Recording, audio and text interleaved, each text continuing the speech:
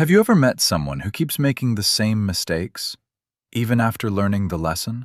Or someone who argues loudly, but never listens to others? Psychologists say these habits can actually be signs of low intelligence. But wait, low IQ does not mean someone is bad or useless.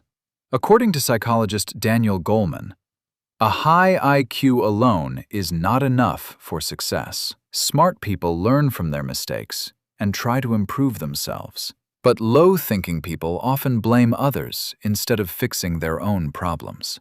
Another common sign is poor listening skills.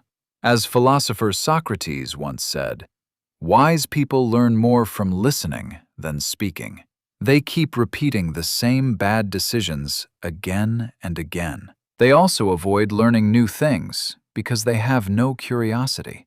But intelligent people ask questions and want to understand more. Low IQ thinking often believes everything online without checking facts. Sometimes people become overconfident, even when they know very little. Psychologists call this the Dunning-Kruger effect. Some people even mock intelligent discussions instead of understanding them, because many people attack things they cannot understand. But remember one important thing. IQ is not permanent.